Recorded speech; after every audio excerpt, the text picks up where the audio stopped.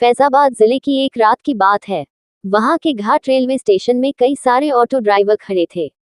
सभी सवारी आते ही एक एक करके उन्हें बैठाते और चले जाते थे। जैसे ही रात ज्यादा होने लगी, ज्यादातर ड्राइवर अपने घर को चले गए।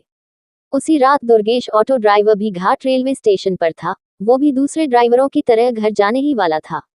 तभी उसे याद आया कि एक पैसेंजर ट्रेन आने वाली है। दुर्गेश और 3-4 ऑटो चालक उसी पैसेंजर ट्रेन के इंतजार में रुक गए। तभी जोर जोर से बारिश होने लग गई।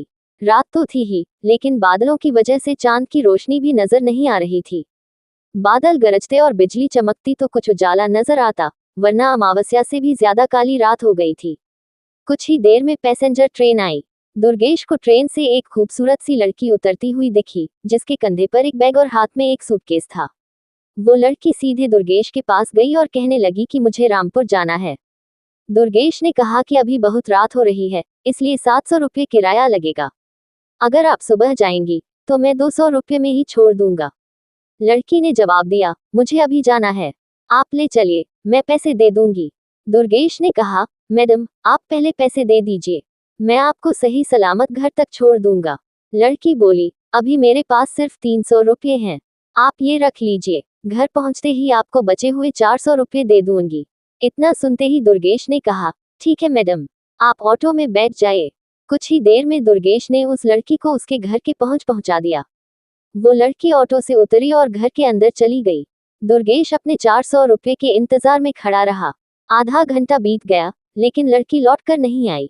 दुर्गेश के मन में हुआ कि अंदर जाकर देख लेता हूँ कि वो अब तक क्यों नहीं आई। उसने घर की घंटी बजाई और जोर जोर से आवाज लगाने लगा। तभी एक बुढ़िया ने घर का दरवाजा खोला। दुर्गेश ने उससे कहा कि एक मैडम यहाँ ऑटो से आई थी, उन्होंने मेरे 400 रुपये देने हैं, वो अब तक पैसे लेकर बाहर नहीं आई। बुढ़िया ने हैरानी से पूछा, कौन मैडम? यहाँ तो मैं और मेरे पति के अलावा और कोई नहीं रहता। हाँ, मेरी बेटी पहले रहती थी, लेकिन वो 5 सालों से यहाँ नहीं रह रही है। दुर्गेश बोलने लगा, क्यों, अब वो कहाँ रहती है? मैंने शायद आपकी ही बेटी को यहाँ तक छोड़ा है, आप एक बार अच्छे से देखिए। बातों ही बातों में दुर्गेश की नजर सामने दीवार पर गई। वहां उसी लड़की की तस्वीर लगी हुई थी, जिसे वो ऑटो में बैठाकर लाया था। दुर्गेश ने बुढ़िया से पूछा, वो दीवार पर जिसकी तस्वीर लगी है, वो आपकी बेटी है? बुढ़िया ने जवाब दिया, हाँ, वो ही मेरी बेटी है। क्यों, क्या हुआ, तुम ऐसे क्यों पूछ रहे हो? हाँ, जवाब सुनते ही दुर्गेश बोल पड़ा, माताजी मैंने कहा था न कि मैं आपकी बेटी को ही घर लाया हूँ। यही मेरे साथ ऑटो में बैठकर आई थी। आप अब जल्दी से मेरे पैसे दे दीजिए।